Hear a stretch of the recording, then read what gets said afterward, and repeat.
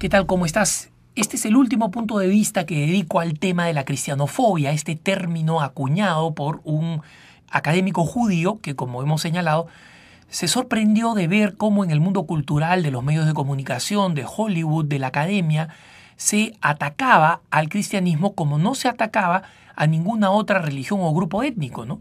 Y señalaba que existía un último gran prejuicio en el mundo de hoy, que era la cristianofobia. Hemos señalado que la cristianofobia tiene 4 expresiones. Una cristianofobia cultural, la que se ve en el mundo de la academia y en el mundo artístico. Una cristianofobia ideológica, porque en el fondo toda ideología es absolutista y cree que solo esa ideología va a poder salvar el mundo y naturalmente colisiona con el cristianismo. Existe una cristianofobia religiosa. Hemos señalado cómo la mayor cantidad de cristianos perseguidos hoy por hoy en el siglo XXI se encuentran en países musulmanes, pero también son perseguidos en países supuestamente de cultura religiosa tolerante, el hinduismo en la India, o incluso el budismo, una religión supuestamente pacífica, pero que persigue ferozmente a los cristianos en países como Myanmar, la antigua Birmania, o en otros países del sudeste asiático, del antiguo Siam, como Camboya o Laos. Vamos a hablar ahora de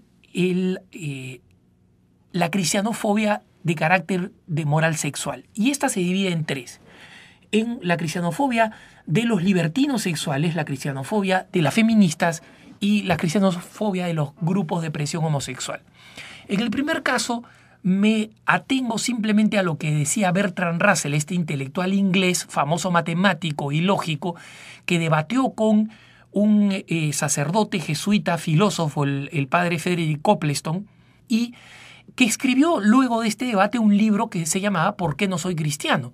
Presentaba muchos argumentos racionales de dudoso valor, pero hacia el final de su vida, Bertrand Russell, que vivió muchísimos años, confesó en una entrevista que una de las razones por las cuales su generación, la generación de otros pensadores como Jean-Paul Sartre, como Simone de Beauvoir, la razón por la cual ellos habían sido anticristianos, anticatólicos, era básicamente por una opción que se basaba en su propia vida moral, que había sido una vida libertina.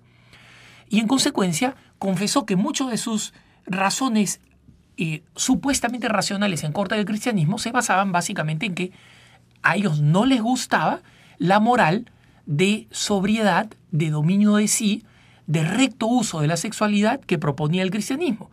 Ellos querían una sexualidad completamente desenfrenada, que de cualquier manera se expresara y que estuviera siempre al alcance para convertirse en una fuente de gratificación inmediata, instantánea y siempre a la mano, ¿no?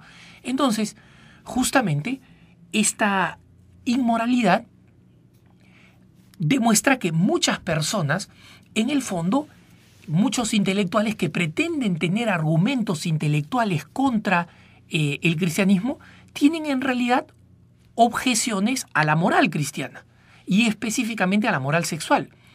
No es casualidad que un diario como el diario El País de España, que se considera muy iluminado, intelectual, moderno, del siglo XXI y tolerante, constantemente agrede al el oscurantismo sexual, la mojigatería sexual.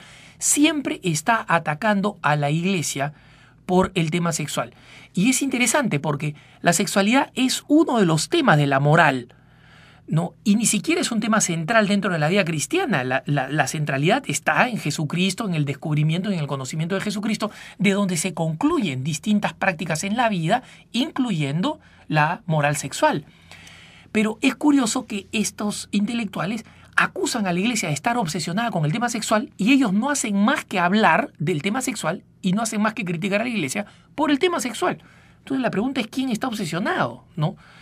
Claramente los libertinos sexuales son incapaces, por la forma de moral de vida que llevan, de encontrar algo positivo o aceptable en una iglesia que incansablemente, infatigablemente predica una recta antropología y predica la inmoralidad de los actos que ellos cometen.